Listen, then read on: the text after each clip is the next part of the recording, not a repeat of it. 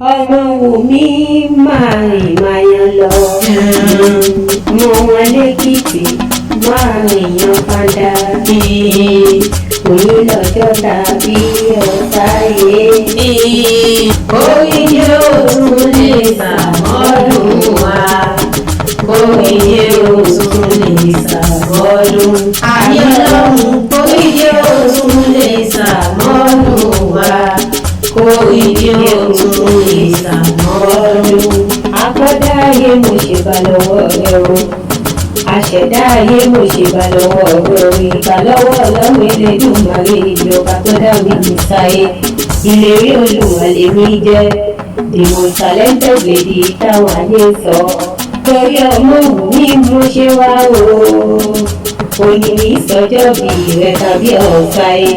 ọdọọdún sábò òwe o ọdún ayọ̀ ló mọ̀ ṣe láti Elédùmarè ìjọba ọdọọdún lè wá wà ọdọọdún làrí jàǹtẹ̀ lórí egungun ọdún ayọ̀ ló mọ̀ ṣe láti Elédùmarè ìjọba òjòjò níṣòro kó mẹ́lì mẹ́jà kókókó kókókó làrọ̀ ta lè yí náà onítọ́wọ́ rẹ̀ láṣẹ Elédùmarè ìjọba ọmọ Kẹ́hìndé ló rán mi wá o ó pè mọ bóun fẹ́ gbọ́n òun àrídùnnú òun ọmọ ìyá òun olùrànlọ́wọ́ òun tí sọjọ́ bí lòún ní ó pàṣẹ ìṣàmọ́dún ọdún ayọ̀ lòún mọ̀ sí láti Elédùmarè ọba ó tún pé ìkíọ́ ilé àwọn bàbá tó bí ọlọ́mọ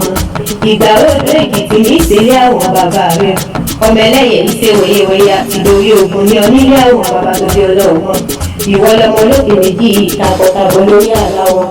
Èkìtì torí iyán wọn lògùn bàbá yìí torí ìdẹ̀wẹ́rẹ́ dàgbọ̀gbọ̀rọ̀ nílé àwọn bàbá tó bí ọlọ́mọ ìwọ lọmọ ẹkùn tí fi torí ìwọ lọmọ ẹkùn tí fi tí òsìwà ọmọ ẹkùn tí ṣeré ipá ní ọ nílé àwọn bàbá tó bí ọlọ́mọ. Dámilọ́lá o mo ṣe gbogbo rẹ̀ nù mí ìwọ lọ máa ṣẹ́wọ̀n ilẹ̀ mẹ́ta ọmọ olóṣè kan àrùnmú jẹ ọmọ olóṣè kan ọ̀fẹ̀yìntì ọmọ alágbogbo àjìlù ní onílé àwọn bàbá tó bí ọlọ́mọ ọmọ òkè lámúwọ̀lú ayé pé ẹ̀yin lọ máa fàkàrà sábẹ́ òun jẹ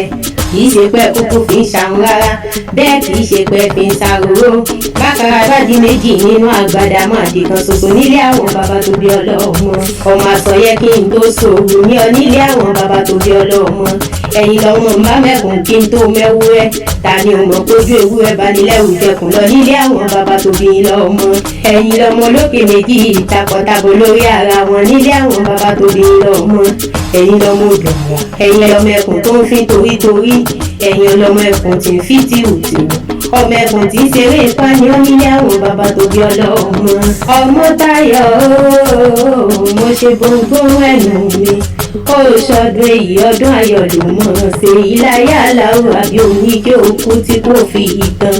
ìgbà rẹ tí wọ́n ń dùn wá nìkan láéláé ọmọ Kẹ́hìndé ló pè wá kí ọ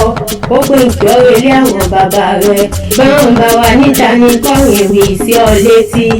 ìlérí Olúwa lèmi jẹ́ the most talented lady táwọn ayé sọ